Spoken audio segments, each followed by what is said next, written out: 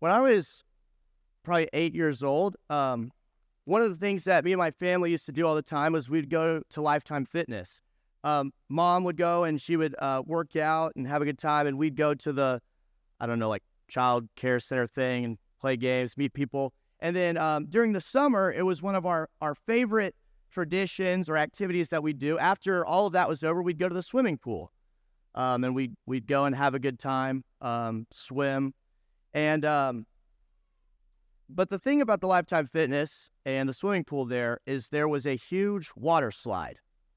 There was two water slides, um, and we would take turns going down the water slide, or my brothers would.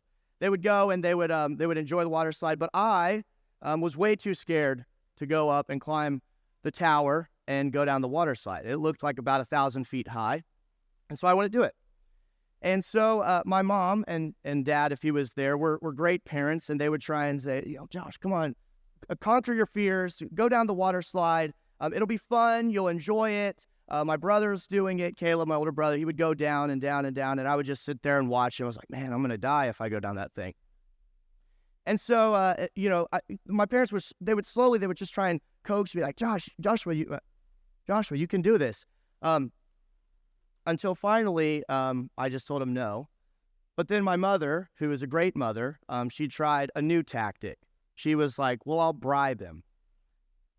And so at that time, we had a PlayStation 2. PlayStation 2 is the hot game console at the time. And so at that time, what was really popular was the Pixar Cars video game. And me and my brothers wanted it so badly. And so my mom said, Joshua, if you walk up there and you go down the water slide, I will purchase for you and your brothers the Cars video game. My brothers were like, do it, go, come on. And so I was stressed, fearful, anxiety. I started slowly climbing up the tower of the Lifetime Fitness water slide. And I got to the top, and I stepped up to the little tube tunnel thing, and all I had to do was step forward and go down the water slide. And then I backed up. I couldn't do it. I knew I had seen hundreds of kids go down the water slide. I knew that they went in the tube and they all came out at the bottom. They were okay. No one died. I knew that if I went down the water slide, I knew that the reward would be great. I knew that me and my brothers would go, we'd stop by GameStop, we'd pick out the video game, we'd be home munching on Doritos and playing the Cars video game. I knew it. I knew everyone was in support of me. I knew it was going to be okay. I knew the reward would be great. And yet, the fear, the anxiety, the stress of the unknown always caused me to take a step back. And I never went down the water slide. Have you ever had moments in your life where you think that way? Where you felt that way? Maybe it's about a new job. Maybe it's about a new relationship. Maybe it's about a place to move. And you know it's going to be good. And you know it's going to work out. And yet, the fear, the anxiety always causes you to take a step back. But more importantly, have you ever felt at that point in your walk with Jesus? Have you ever felt, there's something you need to be doing. There's something you need to be giving up. You know that it's the right thing to do. You know that it's going to work out. You know that it's going to be okay. And yet you keep taking a step back instead of a step forward with Jesus. Turn in your Bibles to Matthew chapter 13.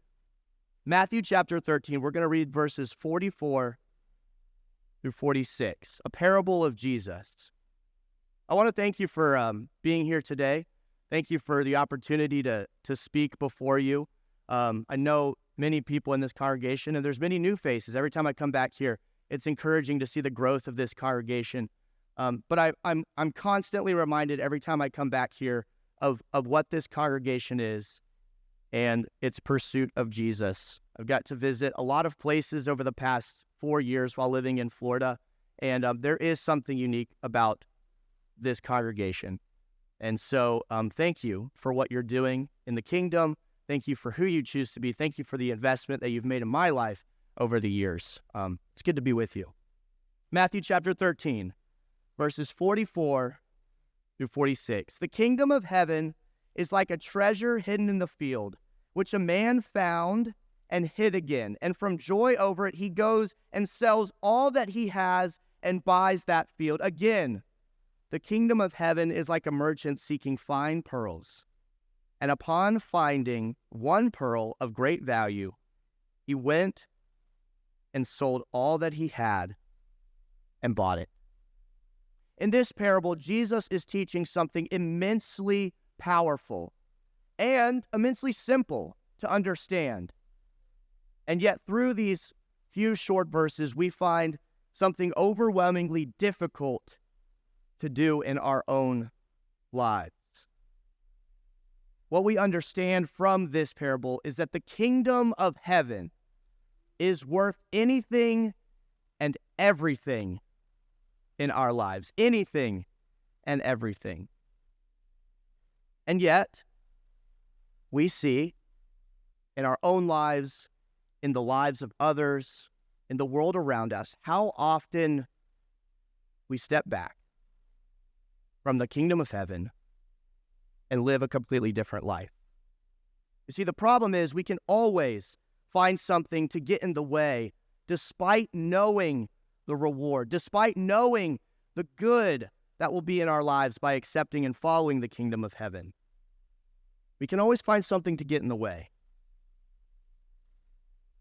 It's a difficult task that we've been charged with by this passage. And so the question is, how do we, like the men in this parable, how do we get to the point where we are okay with, where we actively pursue selling everything that we have and accessing the kingdom of heaven? How do we do that? How do we make that decision each and every day? We're just going to go through this parable and look at several details, observations that teach us a couple of lessons so that we can live kingdom-seeking lives. The first thing that I want you to notice about this parable is that you have to know what you're looking for. You have to know what you're looking for. If you notice, let's look at these two men and see what they do in order to teach us that we have to know what we're looking for. In verse 45, you notice a man who's a merchant. He's a merchant. Now think about this. This is his job. He's a man who's on the lookout for fine things, for good things. He knows the value of things when he sees it. He's a merchant. And so, upon finding one pearl of great value, he went and sold all that he had and bought it. He knows the value that he's searching for. He knows that when he sees this pearl, he's like, this is it. This is more valuable than anything and everything that I've bought, sold over the years. This is what I've been looking for. And the man in the field is similar. He's not necessarily looking for the treasure, but as soon as he sees the treasure, he knows what it is. He knows the value. He immediately recognizes what he has found. He's interested in valuable things. He's interested in good things. You have to know what you're looking for. Some of the things that have been really popular, especially among college students, high school students, is thrifting. Anyone here into thrifting? Thrifting? Not many people here. You walk out, you go to like Goodwill, Salvation Army, other thrift stores, and you go and you find things that people have just donated or given or sold for a small price. And you look through the baskets and the carts, and you are trying to find something that someone has given up, but that is valuable to you. I'm terrible at this. I usually go in and, my friends are all into thrifting, and so they'll go in and they're like, Josh, come with us. And I go and usually I'm just standing there because it all looks like junk to me. So I'm just like looking around and I have no idea what I'm looking for. But then there's some people who go in and they know exactly, they've got a list of things that they're on the search for. And when they find that, they'll buy it for 50 cents and sell it for $600 and make this huge profit. And they're like, wow, that's amazing. But me, I just go in and I have no idea what I'm looking for. And so I don't ever find anything of value. because I have no idea what I'm searching for in those situations. I'm just blindly seeking value. Have you been there? Have you had no idea what you're searching for in this life? You're just hoping you stumble upon something. We have to know the value that we're seeking, like the men in this parable. We can't just do it blindly. And so the question is, what are you seeking in this life? What is important to you at this moment? What has been important to you in the last week? What was important to you yesterday? What consumed your mind in the last 24 hours or in the last 7 days? Because if we think about that, sometimes it gives us a test of where we're at. What is consuming our minds? What are we seeking on a day-to-day basis? Are we seeking the kingdom of heaven? Were we just seeking another paycheck? Was it just like, well, I need to pay the bills, so I need to go and work, and that's fine. But is that what's consuming our lives every day? Is it a relationship? Is it a friendship that you're struggling with or you're trying to develop and you're worried about it, and that's all that you can think of? That's what consumes you day to day. Is it status? Is it, I want to be someone among my peers? I want to be someone interacting with the people I meet. I want to be someone. I need status. I need people's affirmation of who I am. Does that consume us? Are those the things that we've been focused on in the last week? Jesus talks about that. Turn over to Matthew chapter 6. Matthew chapter 6. I'm just going to bounce through Matthew chapter 6 and see what Jesus teaches about practicing good works or focusing on just the things of this world over our relationship with God. Verse 1 says, beware of practicing your righteousness before men to be noticed by them. Otherwise, you have no reward with your Father who is in heaven. Verse 5, when you pray, you're not to be like the hypocrites, for they love to stand and pray in the synagogues and on the street corners so that they may be seen by men. Truly, I say to you, they have their reward in full. Verse 16, whatever you fast, do not put on your gloomy face as the hypocrites do, for they neglect their appearances so that they will be noticed by men when they are fasting. Truly, I say to you, they have their reward in full. Verses 19 through 21, do not store up for yourselves treasures on earth where moth and rust destroy and where thieves break in and steal. But store up for yourselves treasures in heaven where neither moth nor rust destroys and where thieves do not break and steal. For where your treasure is, there your heart is also. Jesus warns us of public, self-centered, us-seeking mentality in this world. Where your treasure is, there your heart is also. And so what Jesus says as a response to this is in verse 33. Let's seek first his kingdom and his righteousness, and all these things will be added to you. If you're looking for the kingdom of heaven every day, if you're seeking that type of value, when it comes to the point where you have to give up and sell and make a change, it becomes a natural reaction. And so the question is, are we looking for kingdom treasures or earthly treasures? We have to know exactly what we're looking for. That's the first thing that this passage teaches us. But second, we have to understand that once we do recognize what we're searching for, once we do get to the point where you can say, this is value, I want this, now it gets difficult. Because what this passage says, the example we have, is that we have to sell everything. Sell it all in order to access the kingdom of heaven. The kingdom of heaven is like a treasure hidden, which a man found and hid again, and from joy over it, he goes and sells all that he has in order to access it. This is a really powerful detail in this story. I think sometimes we don't fully grasp what this means because we live in a society with like the Facebook marketplace, right? I've got some type of item. I've got several items. So you just go to like eBay, Facebook Marketplace, you upload, and you wait, right? And you're just hoping someone, says, okay, I'll bid on that. I'll take that. No, I don't think that's exactly what's happening here. These men find something of great value, and they have to work hard in order to access it. They don't have the money. They don't have the resources in order to access that great treasure, and so they have to sell everything. So what does this look like? He's gathering, he's inventorying his life, all the things that he owns, and he has to go day after day to the street corner. And he has to sell these things. He doesn't just dump them out there. He has to sell them. Imagine him out on the street corner, his bed there, and someone's walking by and he's like, hey, please, you got to buy this. There's something I need. Please. I'll give you a good deal. I'll throw in some pots and pans with it, whatever you want. I'll make you a good deal because I need something. It's urgent. He's out there day after day selling all that he has, working hard so that he can buy this field, so that he can have this treasure. The merchant's the same. He knows that this is the greatest thing that he'll ever find. And so what he does is he goes out and he pushes. He's like, please, man, I need to trade this. I need to sell this. I've got to have this. It's the greatest thing I've ever found. It's the greatest thing I've ever known. It's the most value. And it takes time. And it takes effort. Do you feel this way about the things in your life that are blocking you from kingdom living? Do you feel the urgency to get those things out, to sell them so that you can have full access to the kingdom of heaven? Are we thinking that way?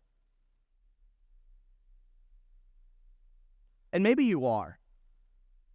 Maybe you are. Maybe there are things in your life and my life that we're thinking, I know I need to get rid of this. It's in the inventory. It's on the street corner, and I'm just trying to get rid of it.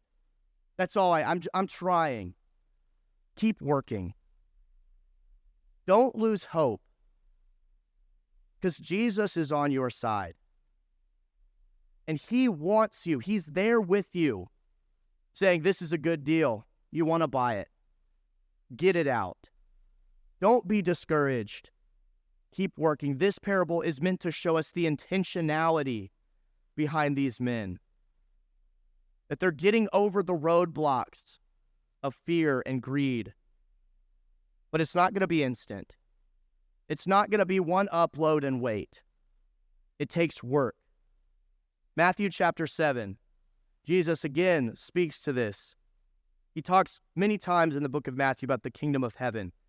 And there's a reason it all connects. Chapter 7, verse 7 through 10. Ask, and it will be given to you. Seek, and you will find. Knock, and it will be opened to you. For everyone who asks receives, and he who seeks finds. And to him who knocks, it will be open to you. For what man is there among you who, when his son asks for a loaf, will give him a stone? Or if he asks for a fish, he will not give him a snake, will he? Oftentimes we come to this passage to talk about prayer. And there's a great application about prayer in this passage. But think about your own life. Are you seeking Jesus? Are you petitioning him to help you get those things out of your life? Jesus tells us, if you're seeking, you will find. If you ask, you will receive. If you knock, the door will be opened to you. Keep working. Keep striving to get those things out of your life because it is worth it. The kingdom of heaven is worth it all. So don't lose hope. Don't lose hope in seeking the kingdom of heaven. But ask yourself, what is it in your life? What is it in my life that we need to sell in order to access the kingdom of heaven? It takes work. So if we understand what we're looking for, we know the value, and we're working so hard, we're working day after day, week after week, year after year, in order to sell the things in our life that keep us from accessing the kingdom of heaven. The most important part about this, and what's demonstrated in this parable, is the third application here. We have to know the difference in what we find with Jesus. We have to know the difference in what we're going to find. If we're going to sell everything, if we're going to search for value, we recognize the value. If we're going to sell everything, once we start living the kingdom life, we have to know the difference. What's weird about this story to me, it's always, ever since, I've studied it and thought about it, there's one part in this story that always just bugs me. It always makes me uncomfortable. And it's the fact that they find something valuable, and that's it.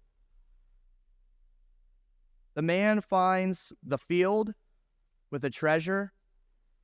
He buys the field, and now he has treasure. The merchant is seeking for valuable things, search of fine pearls. He finds the greatest pearl with the most value, and then he buys it.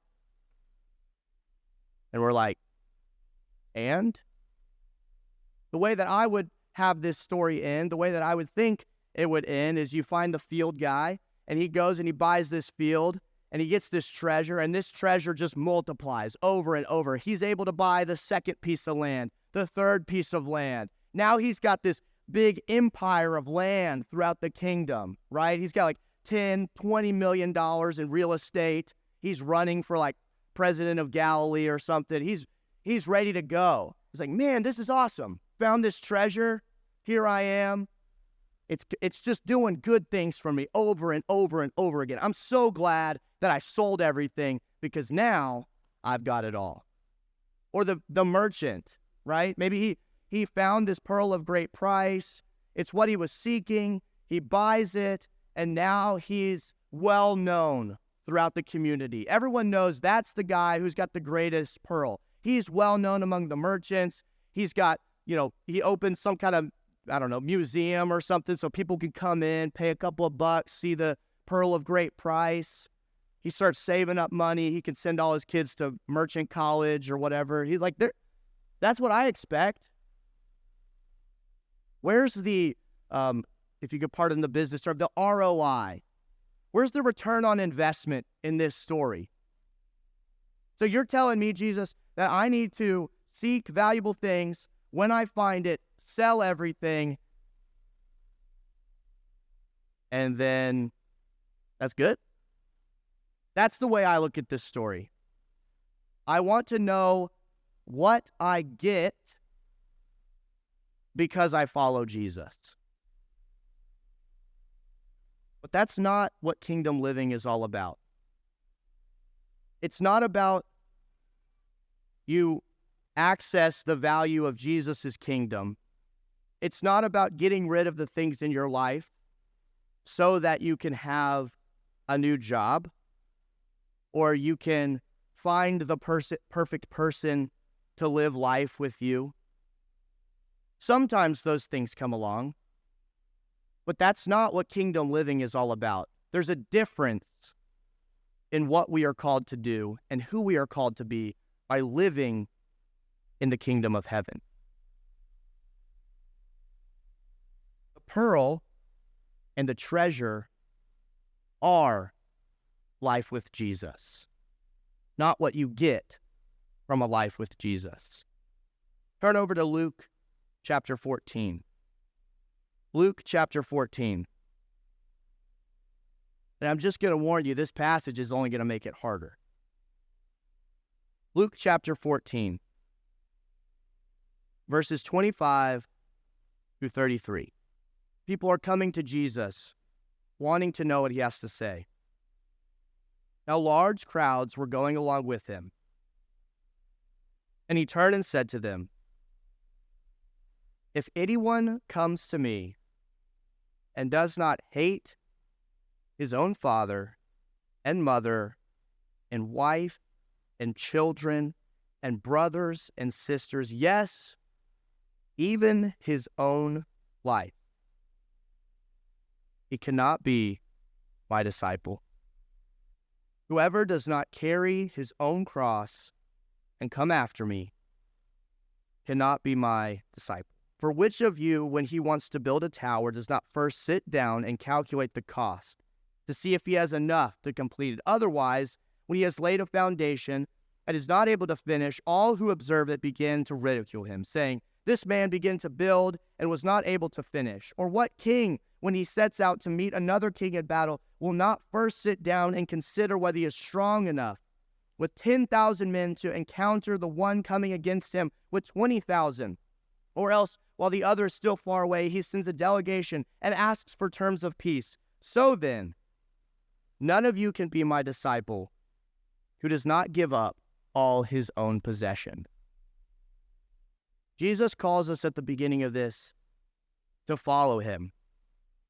And yet he says, by following me, you are going to take up a cross, which indicates a life of struggle, hating your own father and mother and wife and brother and sister and cousin. And it's not the life that we would think of as a treasure. And Jesus knows that, because he says, who goes out and starts a building project and doesn't count the cost first? Because if you don't count the cost first, if you don't know the difference, when you get to the point where it's tough and where you realize, wow, this is my cross, we give up. And we no longer seek the kingdom of heaven because it's difficult, because we didn't know the difference. We came to Jesus expecting one thing, and he gives us another. And we can't match that up. And so we say, that's not for me. That's the danger. That's why we have to take a parable like this and understand what Jesus is asking of us, what he is calling us to do. But that's if you look at it from a worldly perspective, from a temporary perspective. It's not really a treasure worth selling if we think of it from the perspective of this life. But if we shift our perspective, we know the difference. Turn in your Bibles to 2 Corinthians chapter 4, verse 17. 2 Corinthians chapter 4 and verse 17. A powerful passage where Paul writes about the life that we are called to live. And just think about the value here. For momentary light affliction is producing for us, there's your ROI, for us an eternal weight of glory far beyond all comparison.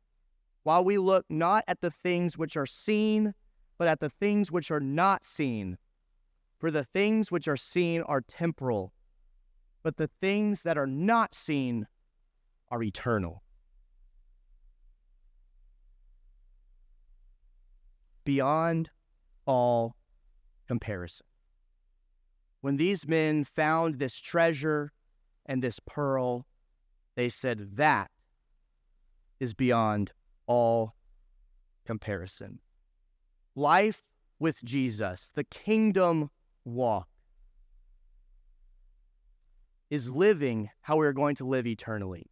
Sometimes we get in our heads that the kingdom of heaven is the point at which we reach heaven. And so we think about, well, I've just got to endure a little bit longer until finally I'm at heaven. But that's not what the Bible teaches us. The Bible teaches us that the kingdom of heaven is now. And we can walk with Jesus, walk in the kingdom right now. And one day, yes, it will be made perfect and complete and absolute, and we will see King Jesus face to face. But we still have access to that right now. We live that now. You and I. And there's nothing that can take that away. If you invest in Jesus, if you invest in this kingdom, there is nothing that could take it away. Romans chapter 8, verses 38 through 39. For I am convinced that neither death, nor life, nor angels, nor principalities, nor things present, nor things to come, nor powers, nor height, nor depth, nor any other created thing will be able to separate us from the love of God, which is in Christ Jesus. Our lives in the kingdom are a new way of living, a way of love, a way of identity, a way of contentment, no matter what comes our way in this life, because we are content with Jesus as the most valuable thing. And so, this parable teaches us just those things. That we have to know what we're searching for.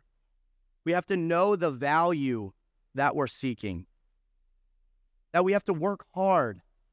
That we have to work intentionally and dedicate ourselves to selling all that we have in order to access this kingdom.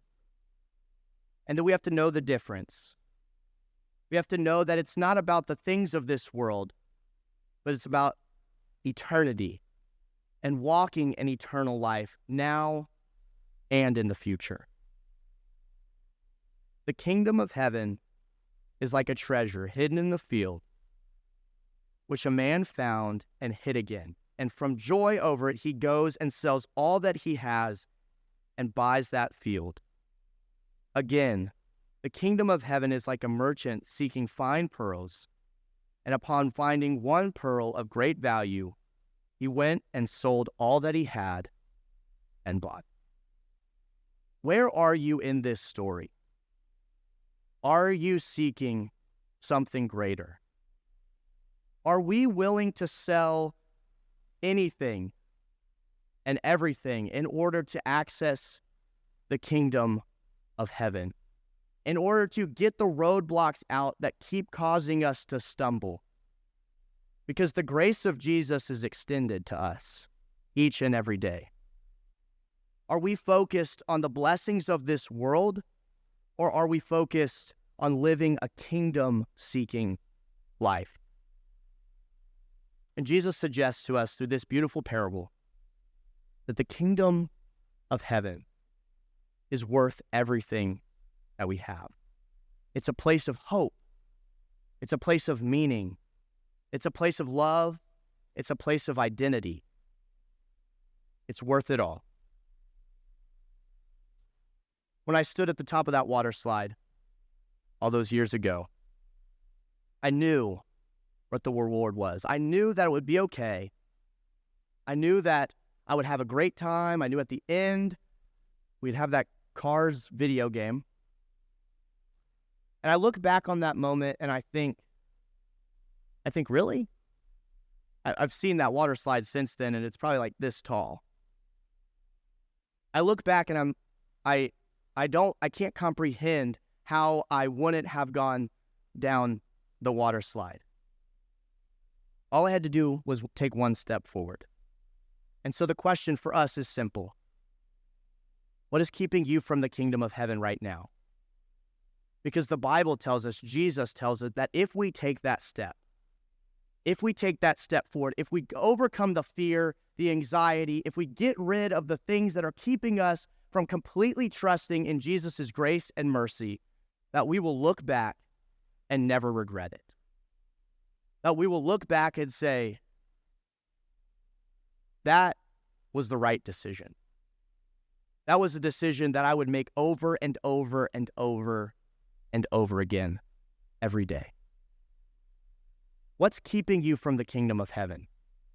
Sell it. Sell it. Take an inventory of your life and sell whatever it is that's keeping you from the kingdom of heaven. Because as you do, Jesus meets you, extends his grace and mercy, and calls us to a new and beautiful life. The end is decided, and Jesus wins. And so we have to sell everything in order to meet Jesus. Thank you for your attention today. I think we're going to have a prayer and then a song. Thank you for connecting with us this morning. We're so thankful that you were able to do that. If you have questions, we'd love to have the opportunity to talk to you. You can contact us at www.thebibleway.com or questions@thebibleway.com. Questions@thebibleway.com. We'd love to have you in person. Come if you can, but thank you for connecting with us.